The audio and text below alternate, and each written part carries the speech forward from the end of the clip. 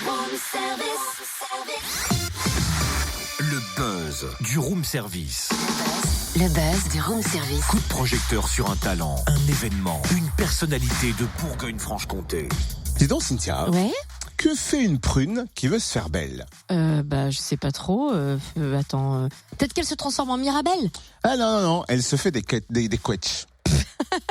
Ouais, ça va, elle est mignonne. Ouais, ce que je viens de dire, elle se fait des quetchs pour être belle. Mais non, mais pas la prune, ta blague est mignonne. Mignonne, allons voir si la compagnie Prune à Besançon est aussi charmante surtout. Une compagnie qu'on a pu voir ce week-end au Salon du Livre Jeunesse à Châlons, avec notamment le spectacle à livre ouvert. Et la compagnie Prune travaille en ce moment sur 2 nouvelles créations jeunes publics, une pour les tout petits, ou pour les enfants à partir de 6 mois. Et cette semaine, la compagnie est en résidence au Colombier des Arts à Plénoiseau, près de Lons, pour peaufiner un spectacle pour les enfants de 6 ans et plus.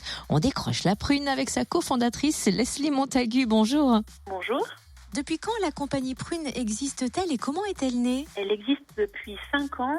Elle a été créée à Montpellier et elle est née de la rencontre entre Jean-François Chapon et Leslie Montagu autour de l'envie de rassembler un petit peu nos différents arts. Moi, je venais plutôt de la musique et Jean-François de la danse. Et on a eu envie de mêler tout ça autour d'un premier spectacle qui a donné donc à livre ouvert le spectacle qu'on a joué au Salon du Livre. Pourquoi ce nom, compagnie Prune? Alors c'est une histoire de couleurs au départ. C'est une couleur qui nous inspire beaucoup, le prune, cette rencontre entre le bleu et le rouge. Je trouve qu'il y a beaucoup d'opposés qui se retrouvent dans cette couleur et beaucoup de nuances. Et aussi pour le petit clin d'œil, on est compagnie Prune distillerie de spectacle. C'est aussi un petit clin d'œil à la goutte qu'on peut boire en fin de repas dans les campagnes diverses et variées. Vous parliez à l'instant du spectacle à livre ouvert qu'on a pu voir au Salon du Livre Jeunesse à Châlons. Je sais qu'il y a encore des représentations scolaires qui sont prévues.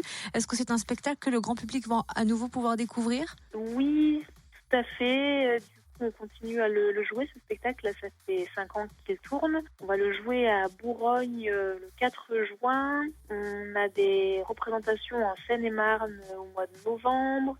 Du côté de Besançon, on va le jouer au Festival en Arc en septembre. Il y a toutes les dates sur notre site régulièrement mises à jour. Et vous travaillez actuellement sur 2 nouvelles créations, notamment un spectacle pour les tout petits à partir de 6 mois, intitulé L'heure bleue. Vous pouvez nous raconter? Oui, alors donc L'heure bleue, c'est le titre provisoire, parce qu'on en est au début de cette création. On a eu envie de travailler sur ce temps très spécifique de l'heure bleue, qui est le matin juste avant le lever du soleil, qui est une heure très riche au niveau de tout ce qui peut se passer au niveau sensoriel, au niveau des sons, au niveau des odeurs, au niveau des ambiances. Et ce temps nous a paru bien pour cette première création très jeune public, pour laquelle on voulait vraiment travailler sur les sens. Donc il y a des choses à toucher, des choses à écouter, à sentir.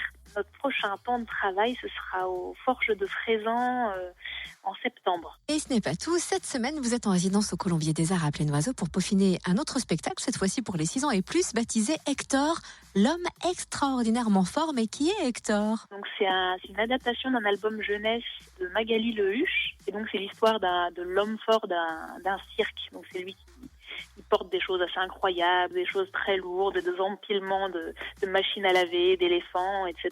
Et son numéro, c'est le numéro phare de ce cirque, donc forcément ça éveille des jalousies. Et en même temps une curiosité, parce que ce fameux Hector, il disparaît à la fin de chaque représentation, il se mêle pas aux autres gens du cirque. C'est un homme assez discret. Et en fait, on va se rendre compte petit à petit que... D'ailleurs, est-ce que je dois vous le dire? On aimerait bien le garder un peu secret quand même. En tout cas, il a quelque chose de pas pareil que les autres, cet Hector. Et c'est ce point-là qui nous a vraiment intéressés dans cette histoire-là, parce que ça nous permettait de parler de la différence. Et aussi, qu'est-ce que ça veut dire posséder un savoir-faire que les autres n'ont pas? Autour de cette jalousie, il va être un petit peu moqué par rapport à ce savoir-faire qu'il maîtrise lui. Et en plus de ça, ce spectacle, on pourra le découvrir en 2019. Et merci beaucoup, Leslie Montagu, cofondatrice de la compagnie Prune. On vous souhaite une belle résidence à Plénoiseau au Colombier des Arts cette semaine. Et pour faire connaissance avec la compagnie, rendez-vous sur son site internet compagnieprune.fr ou bien sur sa page Facebook.